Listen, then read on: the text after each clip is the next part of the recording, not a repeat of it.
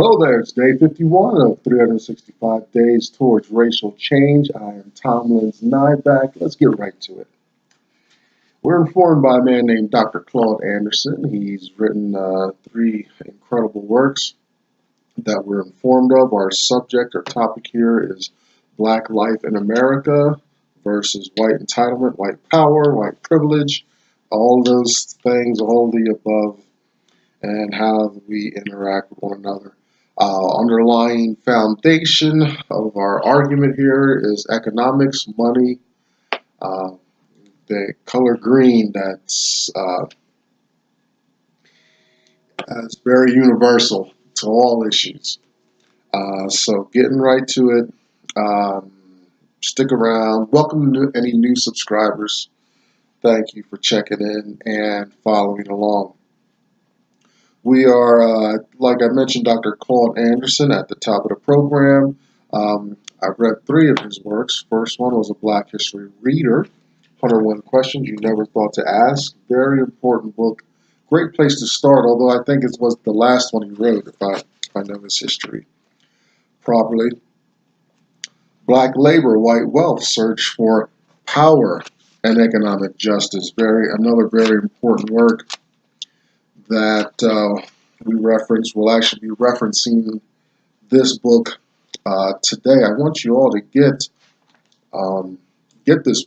these books as well. And finally, his book Powernomics is his national plan to empower Black America. Great book. Maybe it's over a decade old, but the topics and ideas are timeless. If you see behind me, hashtag us too, hashtag USTOO, and you'll find the community of essentially like-minded Black folks, mainly women. But they're talking about Black issues and stuff like that. There's another website, kind of a social media for Blacks, Black Enough, BLAGGENUF. Start typing that in your browser. I'm sure it'll come up with everything you need. And every once in a while we'll have Story Time, Uncle Tom's Cabin by Harriet Beecher Stowe. White, Female Abolitionist, fictional account. It focuses on one slave's life, Uncle Tom, or a man named Tom. But she also illustrates some of the lives of some of the peripheral characters in the story. The book starts out with some excitement. We just found out that Tom just found out he's being sold, and he was informed by a female slave that was running away with her son because she found out that her son was being sold. So she took off, and we check in every week or so to see how old Tom's doing. We'll see how he's taking the news of his impending departure, separation from his family, his wife, and sons, and a newborn, I believe, whom he loves. Okay, today we're going to start a series coming out of Black Labor, White Wealth. And it's Chapter 3, The Impediments to Empowerment and Economic Justice. And we'll just take a look. Like I said, we got a whole year to work on this material, and we're just going to keep focusing it in more and more on the specifics of these broad issues around race in America, economic life of Black Americans, and how Black Americans are participating in the American dream or not. And Dr. Anderson puts out a whole lot of great, he's got a whole lot of great information. His videos are the best because he's very articulate and knows his material.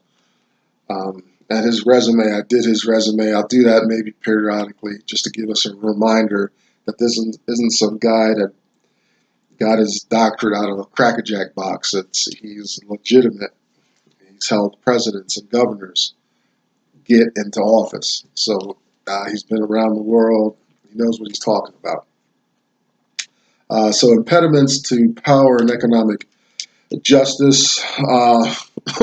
What do you say in the brief time we got left here? I'm going to start with the Constitution. Constitution of the United States, written by a bunch of white men. I'm going to do a piece on the signers of the Constitution. They committed high treason, took a great risk and all that, but they didn't include the black folks that were doing the free labor here in America so that they could have a war and separate from England. In that document, white folks are explicitly mentioned, directly mentioned, as being able to participate in the nation's wealth and resources, and black folks are mentioned in broad and ambiguous terms, as Dr. Anderson would say.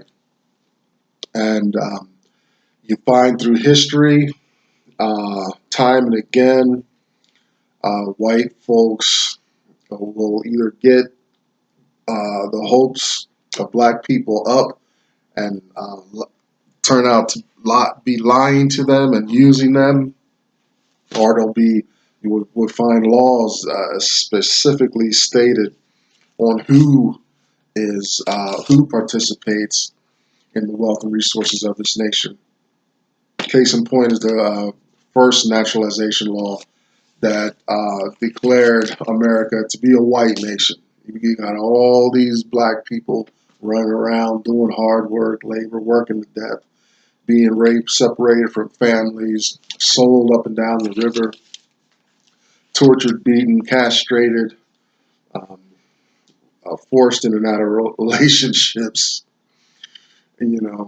suffer mental cruelty and terrorism, but it was declared, this is 1700s, the first naturalization law says it's a white nation. So in the Constitution and laws afterwards, you find these edicts, even before the Constitution, all these things to marginalize black folks. I point to the Constitution. I want you to focus there because that's the foundation. That's the Constitution of the nation. That's how America works. So he's got in his book, in that chapter 3, these impediments. He's got outline and obstacles. But for the next couple days, we're just going to look at obstacle 4, because obstacle 4 is myths and elusive dreams, and so it's plural. So he's outlined he's got a handful of specific myths that are impediments to empowerment and economic justice for black folks. So the first impediment myth under there is integration. Integration, it was such a, it was thought of, when the height of civil rights, and, once, we got into Lyndon Johnson's office, had some fellowship with him and had him sign stuff, and we finally felt we were being heard as blacks. Of course, I was barely born. I was born in '67, so I didn't participate a whole lot in what was going on. But you know what I mean. Black folks were finally at least getting into the Oval Office and talking and getting helping frame some policies. So the civil rights and social integration, big chunk of that. And, we want to be able to eat at the same counters and ride anywhere on the bus, sleep in the hotels so we don't have to sleep in our cars on long journeys and things like that. And the white folks were like, fine. They had Jim Crow already burning bright in the South. Jim Crow were just the set of laws to keep blacks marginalized, in prison, and forced labor, things like that. and you had white fountains and black fountains and all that. I'd have a hard time because I like ice cold water. So, they gave the blacks the tap water, but the white folks had this, the machine and cold water stuff. I don't, that's okay. I don't want to go to hell either because I don't like being too hot. All right, let's get back on point here.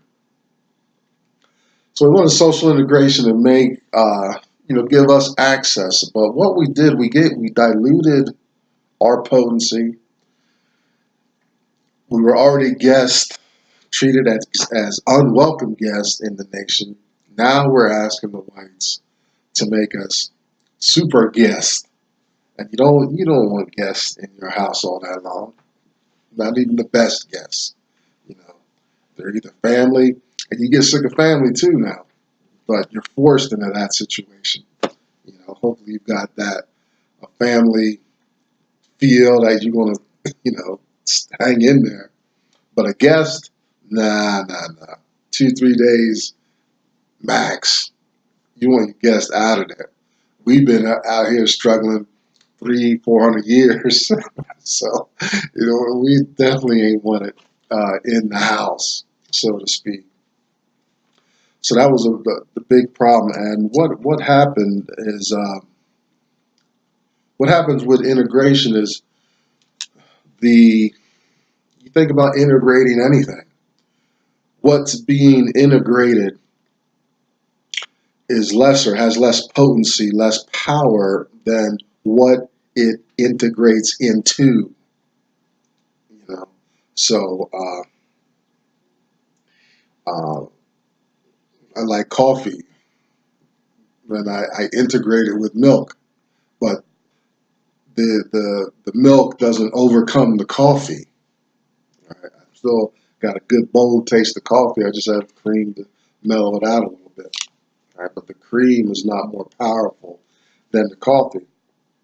Black folks came in and felt that we really arrived. And it was a good start. Don't get me wrong, And Dr. Anderson pointed this out to me through the videos and things like that about the civil rights and social integration, and it was almost like we should put a national holiday around it, which I think black folks need some holidays and some demonstrative things like the Hispanics got Cinco de Mayo, or the Puerto Ricans anyway.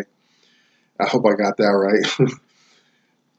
But, groups have big celebrations. America has 4th of July. But it's just, even though it's a white nation, we were founded on white documents and things like that, there's still a big celebration of that. Blacks need more celebrations. So, but back to integration, we felt as though we had arrived at something. We felt we came away with something. Social integration and civil rights. But our wages never got better than whites in general, or not even equal. Incoming immigrant groups get benefits, resources, access to wealth, participate. Even blacks immigrating here seem to be doing much better than native blacks. We get quarantined in businesses. We still, we wrote all these laws. You can't discriminate on basis of age, race, sex, colors, creeds, religion, things like that. But it still goes on. I've been on the planet long enough. I've looked in the eyes of young people, of white people, hiring professionals and stuff, knowing I'm not going to be participating at this facility based on some prejudice that exists there. You can write it in the law, but you can't prove the heart of man. You can't prove that I'm marginalizing you unless I tell you specifically that I'm doing that, you know, unless I say, because you're X, Y, and Z, that's why I'm kicking you out or not considering you or being unfair to you, you know. But otherwise, I can just put a red mark near your name if you're trying to be a part of my organization and leave it at that. Good luck with trying to prove that I um, have discriminated based on some of that criteria: race, religion, things like that, sex, age. So that was the problem. That was one big problem with the laws, is that they could write up, they could fill this whole room with laws and stuff, about equal treatment, equal opportunity. You see that all over the place. It's like privacy on the internet.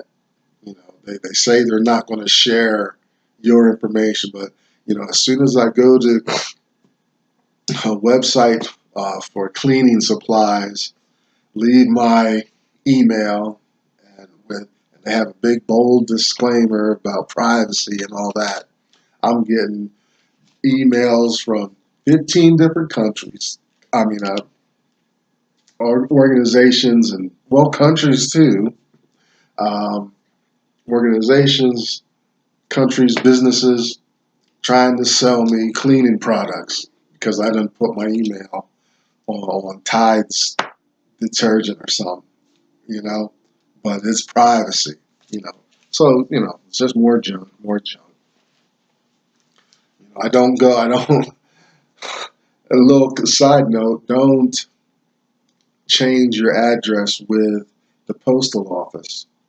They're the biggest, oh boy, they got to be the biggest perpetrators of selling or telling your information.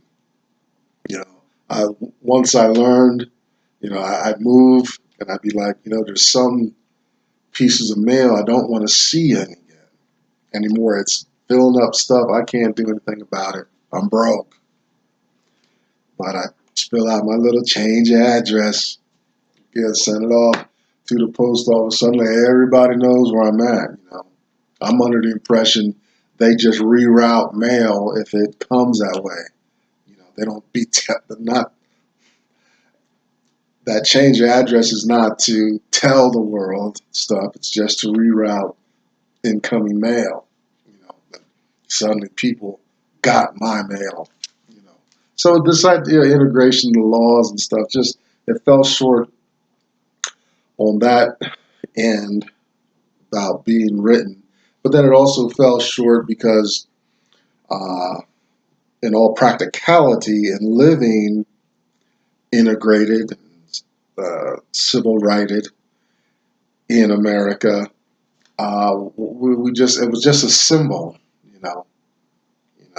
I'm still the last person people sit with on the train. People don't want to be near the above average size black man just going to work.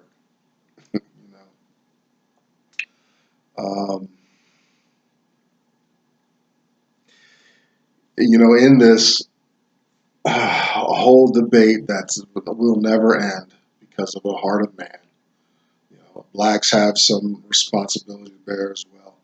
But I was just thinking last night about um, the different perspectives, the two different perspectives here in America. Whites, they just grow into entitlement, privilege, domination. They just live it out, and we happen to be more powerful than everybody else around. And on the flip side, blacks are always learning, coming to the knowledge of navigating the upper echelons, and instead of um, living what we're taught, Like in our education is so messed up. That they're teaching us all this equality, and it looks like all these white folks went to war and stuff like that, and a lot of them did, and some portion of the military foolishly prevented blacks from participating uh, directly in some of the early wars, off and on. But the blacks are very um, are not openly presented in wars. When we were in the Revolutionary War, Civil War, um, well, I know my grandfather was a cook in the Navy. Some of these other wars, we were in World War One, World War Two. The movies at least don't show a lot. But anyway, we're taught that everybody's participating equally, and that's just not the truth. So blacks are always navigating that.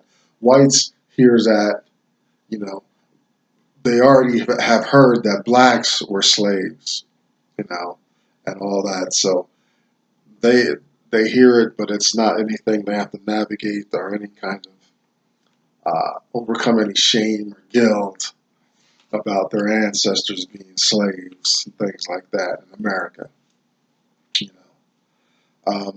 Another problem with this integration is there are, almost two camps of blacks when it comes to this integration issue. There are those who are integrated and those who are not. There is integration there. There's if we have the money, we're included at the lunch counters and the hotels and things like that. Be careful going to a Chinese-owned hotel, but in most part, we can participate. Now, but having said that, there's blacks. Now, I'll say like me, I'm deeply integrated with white folks. I live, move, and breathe. I've always been a part of that culture, long before Dr. Anderson's word. And it's no reason to jump ship, put on a kufi, and suddenly change religions and be a radical black person. That's not the answer either. I'm just more aware, and I've told some of the a handful of my closest white friends what I do here every day. So that's not an issue, but there is a difference between me and blacks who maybe are not as close to white culture, understanding white movement behavior, things like that. I remember I was working at a theme park a long time ago, and there was there was a ride that played music, and it was ran by white folks and whatnot, and they played rock and roll and heavy metal all day. I loved it. But this guy, black man from the islands, somewhere in the Caribbean probably, he's saying, this music is so white, I didn't care. I loved it, but I knew what he meant then. I know what he means now. If I was participating with a ride like that, um, it would have the popular music of the day. It was the 80s, so it was more rock and roll. Rap and hip hop were kind of gearing up. They were entrenched, but it wasn't kind of out there like that. So there's some camps even within the black population, the black community. There's those who run well in white circles and those who do not. Um, I am careful about the line, though, I walk. I'm not. I've had some run-ins already in life. I've rocked the boat. I've made my little waves. Nothing super, but I don't want to. I don't want to become so inserted into the culture where I'm bound. You remember my little piece on Steve Harvey, and some of our big white, sorry, big black superstars. I won't say many names. I can say Steve Harvey because I already mentioned him. But I don't want to get so far in there and dug in that when it's time to make a stand, I can't make a move, because it's going to come to it. You're going to make a choice eventually. You got to. So we're guests, we're unwelcome guests in a white house, and we. I'm not suggesting. I'm not suggesting we go out into the desert, start a community. We're here. We're interacting. We got to use the resources and environment that we're in right now. My big thing. Let's hopefully come away with our minds touched, changed in some way, and moving us towards a day where white people are not giving us lip service of respect, where businesses, where we know we're getting the supplies we need are the same price as white folks and Asians and other business owners. Whereas get to the day when we're pulled over, when we know it's not because we're black, it's because maybe we were speeding, or what something was, there was an issue with the car, But I live my day now as I'm looking through a lens and wondering if this interaction, if this exclusion that I'm perceiving or inclusion that I'm perceiving is just some kind of lip service and act, and because I'm black in some way. That's my um, that's my take on that. You know, I'll finish off here. Well, Dr. Anderson talks about only blacks are the only group that try to integrate. Look in the notes, and you'll see more verbiage on that.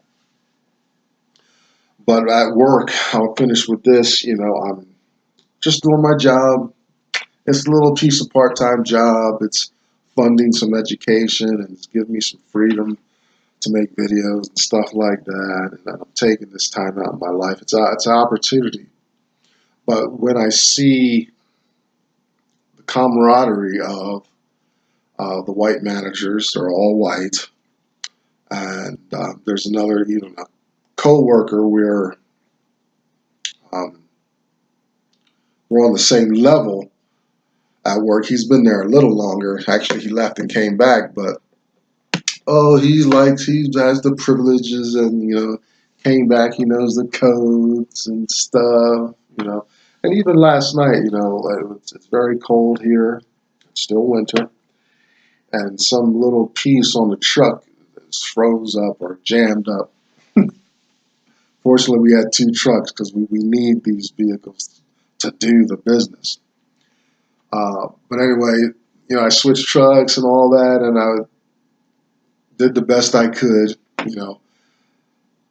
I knew what piece was jammed up, and someone's got to get under there with tools in that dirt and grease and make things happen. But here comes the white coworker, is a young white dude, and his happy ass is like he's going to save the world. I just let it go.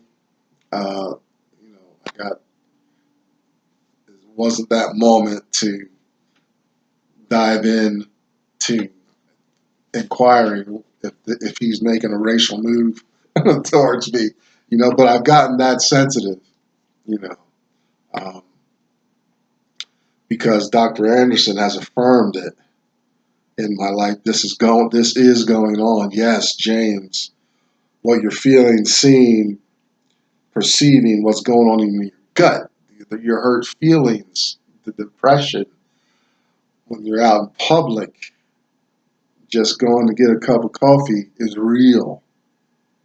You don't have to deny it anymore. But then I don't want to go overboard and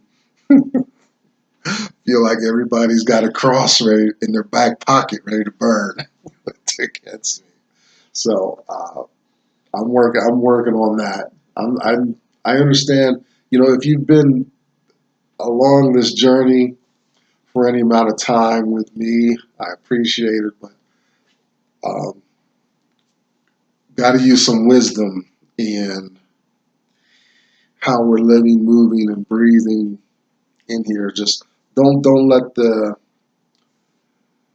knowledge and information take you to a level you don't need to be at. You know, this is, you know, you take it in and it's got to process over time. Okay, so the young white man at my work, I don't know what his deal is. He's just one of those out there kind of dudes. You know, I know I'm not trying to retire from there, so you know, got to keep it in perspective. Listen, I'm starting to ramble. Thanks. That's day 51. Thank you very much for hanging in there with me.